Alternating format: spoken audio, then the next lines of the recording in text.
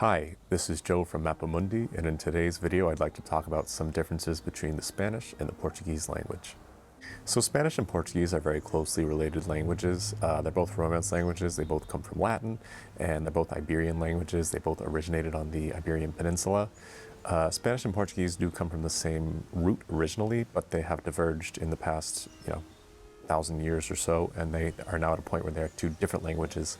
And even though there's a large level of mutual intelligibility between them, they are still two very distinct languages. And for the purposes of today's video, when I discuss Spanish, I'm going to be talking about Latin American Spanish specifically, and when I talk about Portuguese, I'm going to be talking about Brazilian Portuguese, because those are the varieties that I'm most familiar with. And that being said, when I discuss these two varieties, I'm going to discuss what's considered most standard amongst those varieties. I know that there are a lot of different varieties of Latin American Spanish. I know there are a lot of different regions in Brazil where people speak Portuguese differently. But for today's video, I'm going to talk about what's considered usually to be the norm or the most standard way of speaking these languages in Latin America or in Brazil. And for such two similarly related languages, there really is a lot of overlap in the way that they function when it comes to grammar and vocabulary. And a person that speaks Spanish and a person that speaks Portuguese, they could understand a large percentage of what the other person is saying, but there will be some hang-ups eventually with things like problems in grammar, problems in pronunciation, and issues with different vocabulary words, maybe some that have changed meanings between the two languages, or maybe some that actually don't exist in other versions of a language because they've innovated different words for things. Now, when it comes to innovations, one of the ways that both the Latin American variety of Spanish and Brazilian Portuguese have innovated is when it comes to subject pronouns. When I refer to I, you, he, she, we, you, they, those words in the languages have changed from their original forms.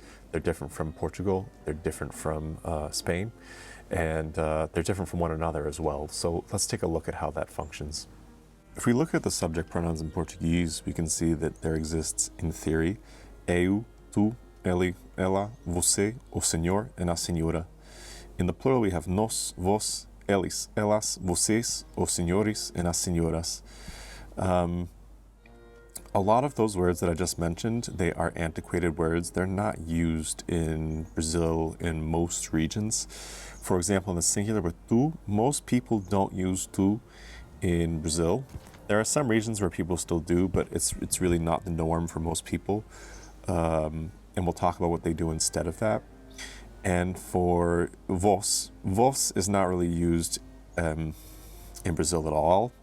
And I also believe it's pretty antiquated in Portugal as well. I think that using vós in Portugal is considered pretty old-fashioned, potentially a bit strange. It's like kind of calling somebody thou in English, which is obviously very uncommon. And nós as well we have in Brazilian Portuguese, but you can also use a gente, which literally means the people, but it's a pretty common way of referring to us. You say like we have to do something, you would say something like a gente tem que fazer alguma coisa, but you can use nós, para gente, but there is a different way of doing it, obviously, which we don't really see in Spanish so much, so I wanted to bring it up because it is kind of an alternate way of expressing we that we don't see in Spanish. The Spanish pronouns, we have yo, tú, we have vos as well, we have él, ella, usted, we have nosotros, vosotros, ellos, ellas, and ustedes. The word vos is something that's kind of regional in Latin America. They use it in Argentina, they use it in Uruguay. I think they also might use it in Chile. El Salvador, I'm pretty sure they use it. They might even use it in Venezuela.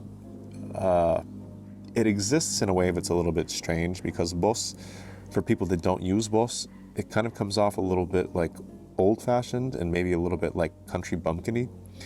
In some countries, they don't use tu at all and they only use vos. Like in Argentina, you don't really hear people using tu. In some places, they use tu, vos, and usted. I believe in Venezuela, people do that. And vos is kind of like the more informal version of tu. And vosotros is only used in Spain. It's not used in Latin America. Vosotros in Latin America is unheard of. It's just people don't use it anymore, so there are different ways of getting around it.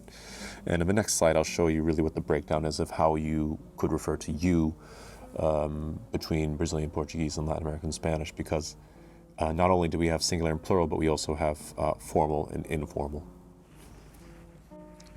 So in these languages, we have you in the singular and the plural, and we also have levels of formality. So we have you informal and you formal.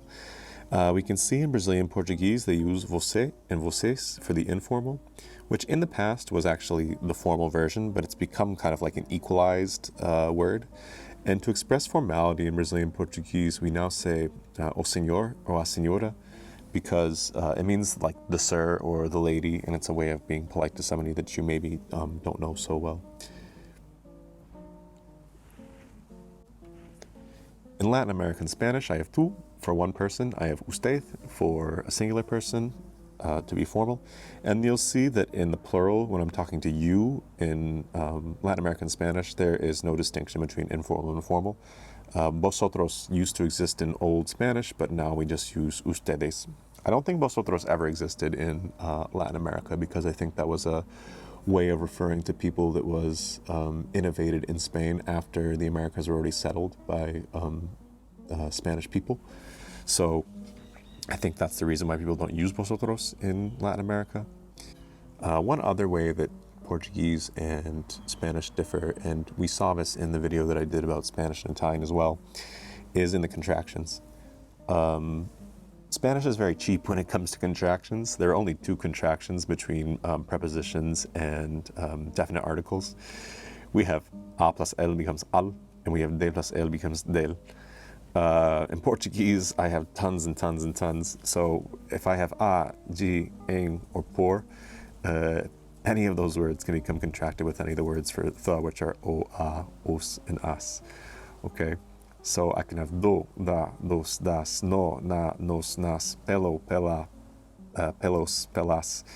And that's something that I don't think it's particularly tricky, because there is a kind of like logic when it comes to these words, that en o becomes no, or that gsg becomes desg. It's not really such a stretch to just kind of smush those words together and think that they create one word, but it is something to look out for that makes Portuguese maybe a little bit more, a tad bit more complicated than Spanish.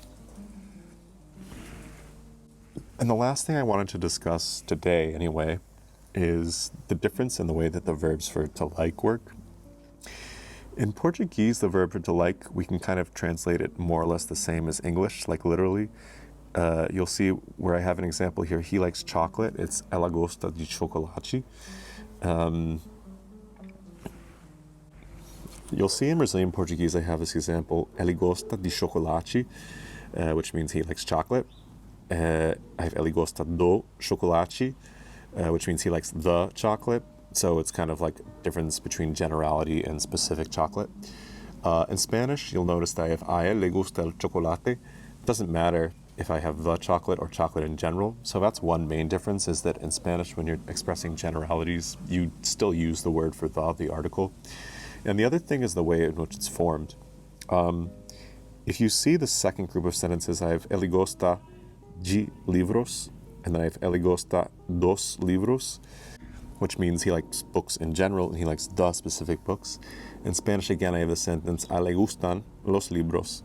Doesn't matter if he's liking books in general or if he likes specific books. That's something that we can pick up from context.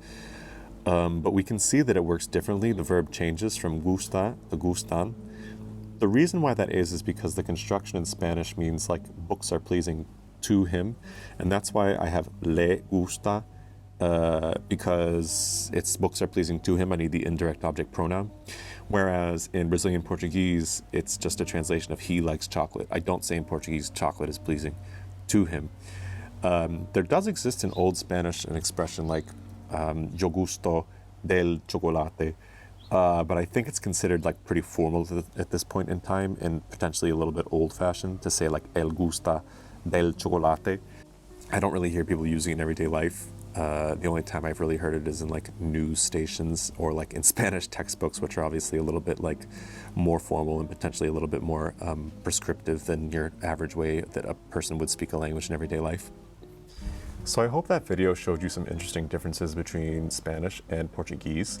And this is something that interests me a lot, these kinds of small changes between Romance languages. So I'm going to continue doing more videos about the differences between Spanish and Portuguese because there are a lot more that I haven't tackled yet in this video.